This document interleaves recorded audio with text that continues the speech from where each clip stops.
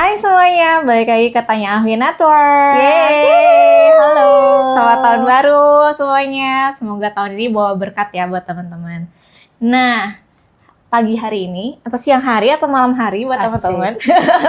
Jadi tergantung kapan nonton ya. Iya, tergantung kapan nontonnya. Mau tengah malam juga nggak apa-apa. Oke. Kita mau bahas soal CV nih, Ci. Nah, biasanya CV. tahun baru identik sama riwayat hidup yang baru gitu kan. Kurikulum vitae gitu Asik. kan. Jadi Oke, buat mari kita bahas ya, Nit. iya benar, buat teman-teman yang mau memperbaiki CV-nya atau mau nambah kemarin udah pengalaman apa aja di 2025, simak ya. Better mungkin setiap tahun ya, Nit. Di akhir tahun tuh kita selalu update CV kita. Nice. Walaupun kita belum ada rencana pindah, Nit. Oke. Kadang-kadang orang kalau ditanya, minta dong CV lo. Nah, Hmm. gue belum update nih CV gue.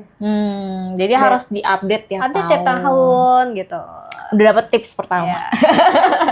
Oke, kita bahas ya, Ci ya.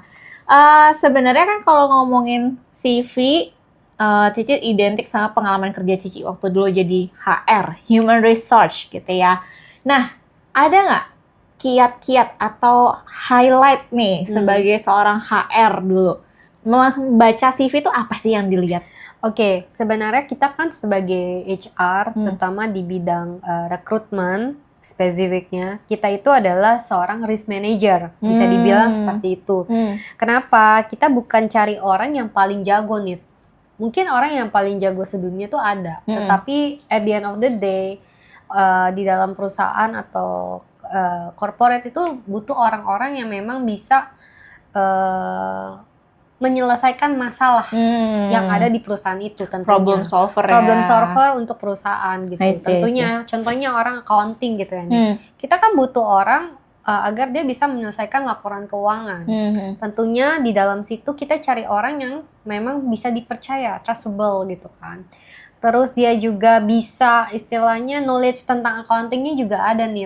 Jadi at least dia nggak nol lah gitu kan. Kadang-kadang kita menemui teman-teman yang sudah lulus lama tapi kalau ditanya teknikal tentang jurnal atau neraca keuangan itu pada blank nih. Jadi itu juga yang menyebabkan kadang-kadang tuh mereka nggak lolos seleksi. Skillnya nggak ada gitu kan. Skillful gitu. Nah kadang-kadang ada juga company yang memang kita maunya cari fresh graduate. Kenapa? Karena kita mau grooming dari bawah. I see. Teman-teman yang fresh graduate itu mudah dibentuk nih.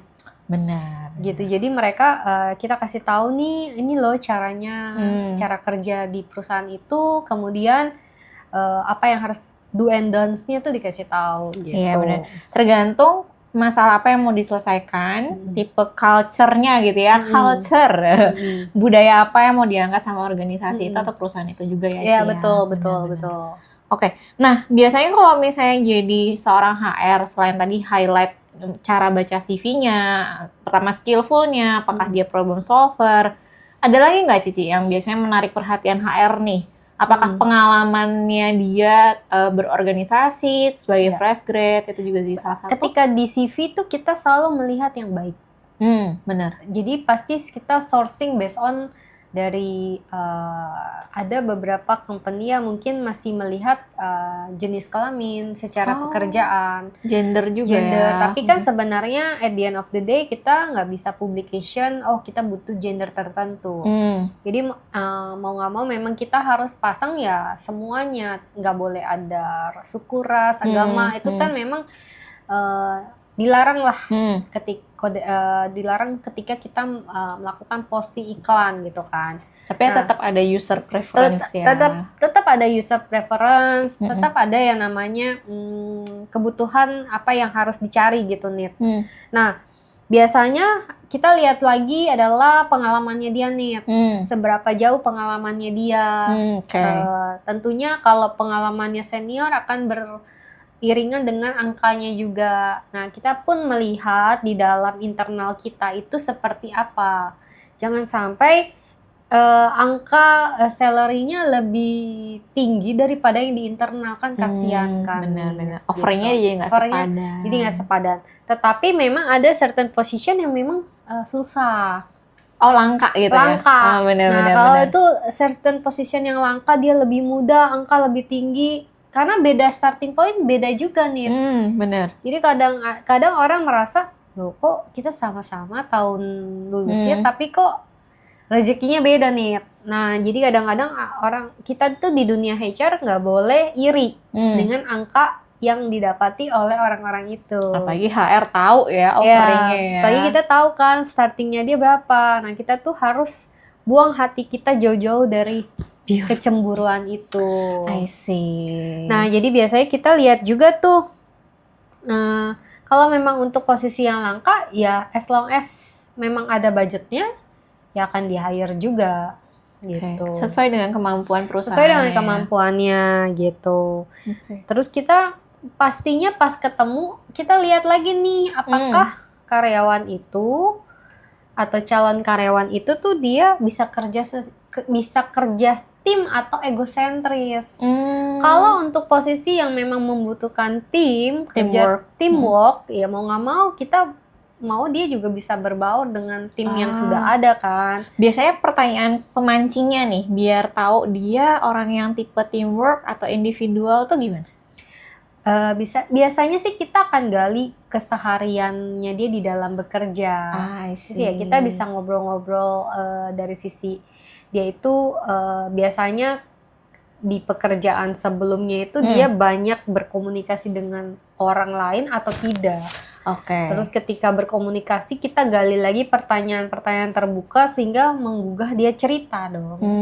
Jadi sharing dan kita POV-nya dia, tapi kan kita akan dots-dotsnya itu akan ketahuan tuh, connect tuh dia bohong apa enggak nih. I see. Jadi sometimes kita pakai juga feeling nih. Kalau aku ya.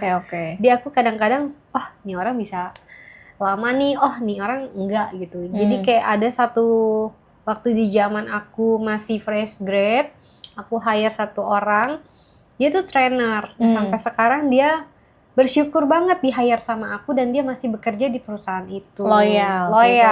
Karena kan mencari orang yang loyal, yang jujur, yang punya integritas, yang mau kerjasama dengan tim, yang enggak istilahnya drama. Ya mungkin kita nggak bilang drama gimana ya Nit, tapi lebih kepada at least dia bisa jaga hatinya dia Nit. Jadi nggak yang dikit-dikit sensitif. Baper zaman now gitu ya, baper. Nah biasanya tuh ada pertanyaan kunci juga kan dari HR kayak tadi Cici bilang ada sharing gitu. Nah biasanya tuh pemantik buat teman-teman sharing lebih jauh tuh soal apa? Yang pastinya kita mau kenal dia kan Nit. Ibaratnya kita pacaran, mau pacaran sama orang, kita cari tahu dulu dong lebih jauh tentang karakternya. Kita gali karakternya, terutama pada saat dia baru datang interview, kita lihat dia datangnya gimana.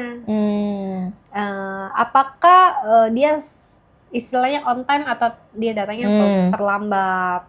Gaya komunikasi pada saat communicate dengan kita tuh dia etikanya gimana? Kan ada mata atau enggak gitu. Ya, cara balas WA-nya tuh sopan atau tidak sopan gitu. At the end of the day, ya ada juga sih karena pekerja-pekerja yang kasar, ya kata-katanya nggak sopan gitu. Itu langsung big no tuh biasanya.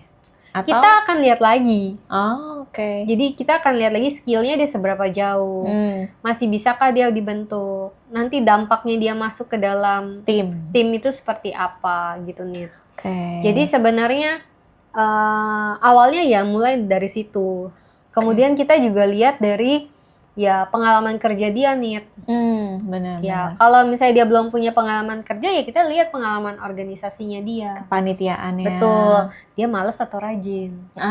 Itu big point teman-teman. Harus rajin. Gitu. Kadang-kadang kalau zaman-zaman orang tua kita dulu kan anak-anak masih kayak suka kuliah sambil kerja atau punya aktivitas selain kuliah. Makanya kan mungkin sekarang di dunia university di encourage untuk dia terlibat di dalam satu organisasi kan, menjadi credit point gitu, dan mereka tuh nggak hanya pulang datang pulang cuman kuliah doang. Kupu-kupu kalau zaman gue iya, dulu. kupu-kupu. Kuliah pulang. Oke, kupu-kupu ya, ada bahasanya. Ada bahasanya sih. Tapi nggak tahu ya zaman sekarang mungkin udah beda lagi ya. Oke, kalau misalnya nih tahu dari mana si HR, dari tadi kan ceritanya dia, pengalamannya dia, berorganisasinya dia. Terus tahu dari mana nih? Oh, ini cocok nih bagian ini. Oh, ini cocoknya bagian ini, itu biasanya ada. Oke, kita kan biasanya ada yang namanya screening psychological test gitu. Jadi selain memang kita interview, kita ada melakukan tes itu juga gitu kan, untuk melihat secara intelijensi dia gimana, kepribadian dia gimana, karakternya gimana, kita kombinasikan dengan pada saat kita interview dan ketemu dia. Walaupun sebenarnya kita nggak bisa menilai itu 100% akan cocok ya. Harus trial makanya ya. Harus trial ya, kadang-kadang at least, makanya kan tadi dibilang di awal kita ini risk manager juga kan, manajemen resiko. Jadi jangan sampai apa yang kita lakukan, kita hiring ternyata dia tidak bertahan lama gitu nih. Berarti KPI-nya teman-teman HR itu adalah berapa banyak yang terekrut dan berapa banyak yang bertahan. Betul. Oh wow, itu teman-teman. Jadi kalau cuman seiringnya berjalan sekarang sepertinya untuk daya tahan bisa bekerja bertahun-tahun itu udah tidak ada nih. Jarang ya, langka ya. Jadi orang tuh udah tipenya ya sekarang dikit-dikit lompat kali ya. Biar dapat opportunity yang bagus gitu ya. Tapi at the end of the day, orang-orang yang akan stay itu pada saat mereka sudah istilahnya sudah usia matang lah ya, udah kayak males lah pindah-pindah gitu kan, udahlah di sini, dan mereka sudah berada di zonanya ya, mereka akan tetap bertahan nih. Jarang juga sih pindah. Gitu. Jarang yang pindah. Biasanya tapi yang bertahan gitu tuh, misalnya dalam satu posisi dia udah nyaman. Nah, skill apa yang perlu dia tingkatkan, kan tetap ada pembelajaran ya kan, Ci? Sebenarnya tergantung kembali pengembangan skill yang mau dia lakukan gitu. Jadi kalau contohnya nih di accounting gitu ya. Accounting itu kan sebenarnya kita bisa tax, finance, kemudian ada apa namanya pembayaran ya. Payroll. Bukan. Jadi ada tax, finance, accounting, ada manajemen juga, tapi kadang-kadang kan memang jadi kita ambil contohnya tuh accounting. Accounting itu yang jurusannya accounting kan mereka peminatannya bisa ke pajak, finance, accounting gitu kan, sama budget gitu. Nah, kadang-kadang orang itu perlu meningkatkan dia itu in the future dia mau jadi apa? Spesialisasinya. Iya. Jadi contohnya, apakah dia tipe mau jadi GM accounting? Berarti kalau dia mau jadi GM accounting, punya pemikiran karir yang mau ke arah sana, berarti dia harus menguasai semua yang berhubungan dengan accounting. Benar. Dia ngerti semuanya 4 area bidang itu. Tapi ada orang yang, gue senangnya cuma di accounting, journaling, tutup buku gitu kan. Ya, dia fokusnya accounting manager. I see. Jadi walaupun terlihat stuck secara karir, tapi tetap mendalami apa yang menjadi minatnya. Terus kadang-kadang mereka ganti pekerjaannya adalah, kan accounting itu basicnya sama ya. Mungkin cara penempatannya di setiap perusahaan itu kan sistemnya beda-beda kan, aturannya gitu kan. Nah itu kan perlu belajar ya, orang di consumer good dengan orang di perkebunan beda banget kan. Ya. Jadi ya dia perlu belajar kalau dari sisi accounting, adapt lah. Dia tahu lah, oh apa sih perbedaannya, cost-nya ditaruh di mana, gitu segala macamnya. Secara prinsipal semua kebutuhannya sama, tetapi sistemnya aja atau cara kerjanya ya. Seperti tax juga ada yang sekarang itu sistemnya mereka ada belajar brevet, ada mereka mau jadi konsultan pajak gitu. Itu kan juga part of mereka skill yang mereka harus kembangkan. Sertifikasi sekarang kan lebih ke arah sana. Betul. Sertifikasi apa nih yang kita mau kuasai gitu. Oke, berarti CV-nya teman-teman tuh nggak mati pada saat selesai melamar kerja ya sebenarnya ya. Jadi perlu dikembangkan berdasarkan pelatihan-pelatihan yang teman-teman juga ikutin gitu ya.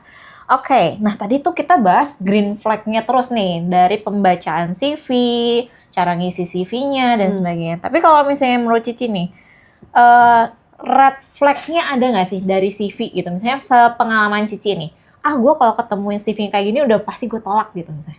Nah kayak gitu tuh ada red flag-nya nggak Cici? Kalau aku biasa suka lihat dari based on dia selesai kuliah apa enggak. Oh, oke. Iya. Lama Dia kuliahnya. istilahnya lama kuliahnya berapa lama? Dia tuh kuliahnya sampai SMA aja, D3 atau SMA atau S1 atau S2 gitu.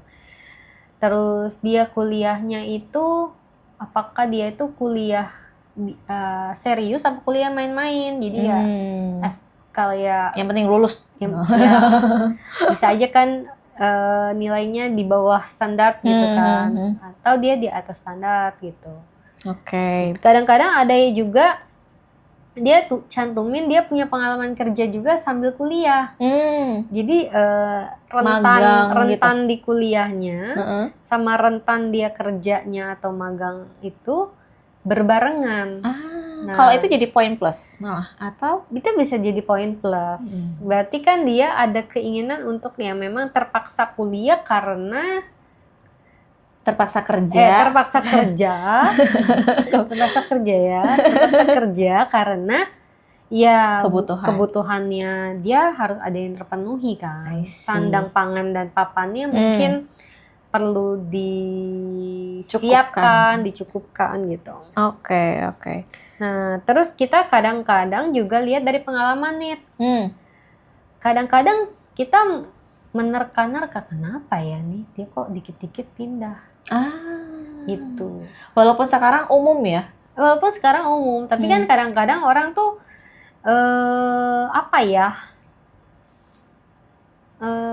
merasa nggak cocok sama bos, udahlah gue pergi aja, gue tinggalin bosnya. Tapi itu sebuah jawaban yang terlalu jujur kali ya Ci ya, ketika ditanya alasan sepertinya pindah. Dia tidak akan jujur terhadap kita, tapi kan kita bisa menilai kenapa dia tidak bertahan lama.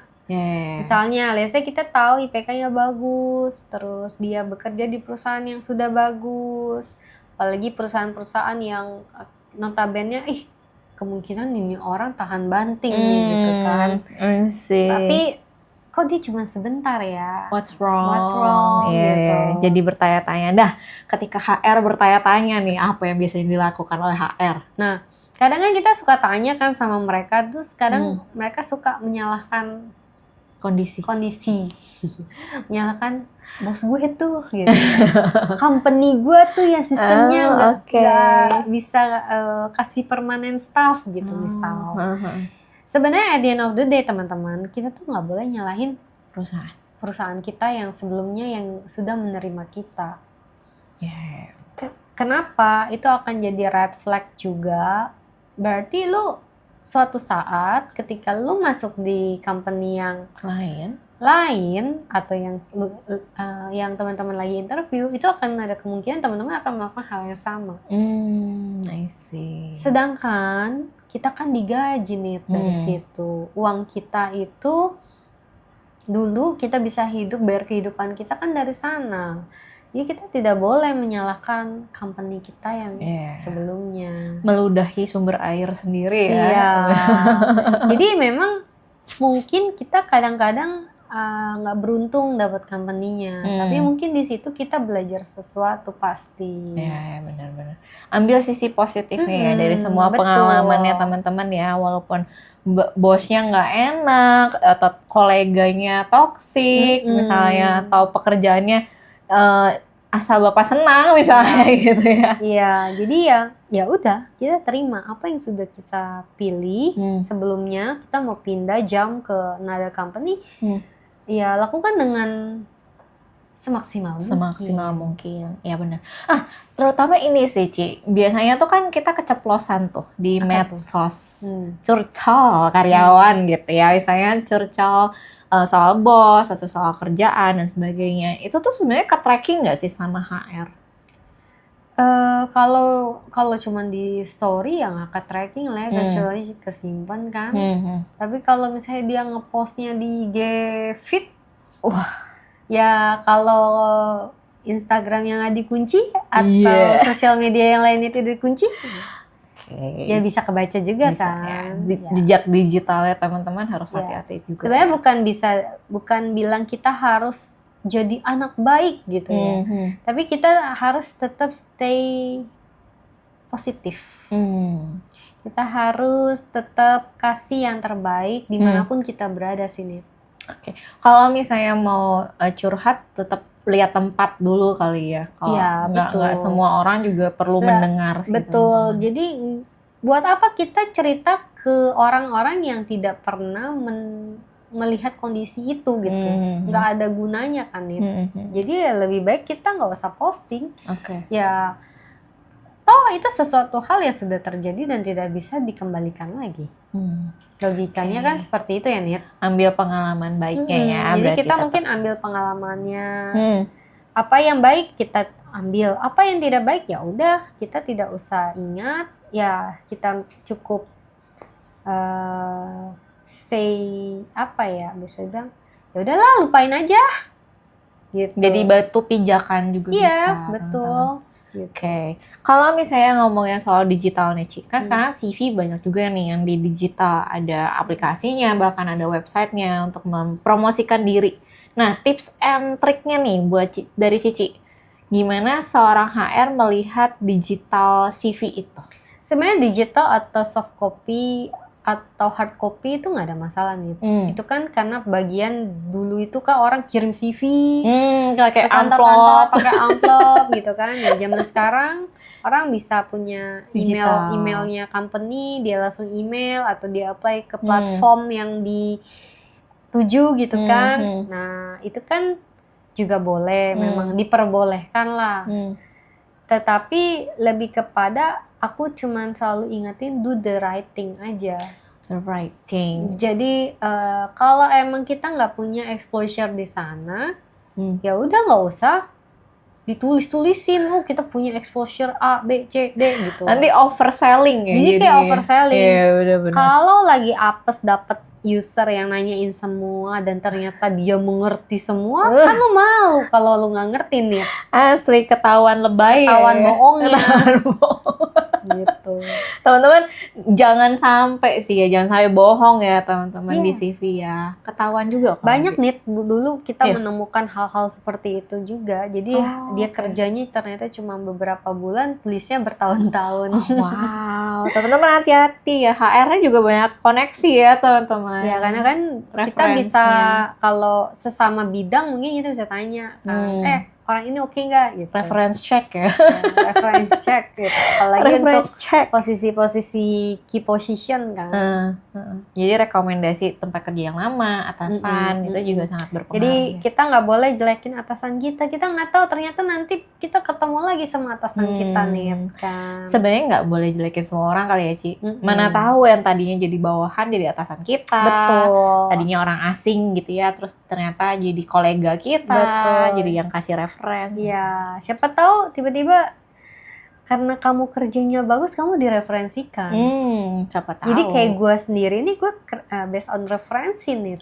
I see. Wow. Gitu. Jadi waktu gue di salah satu konsultan, gue direferensikan oleh my ex-boss.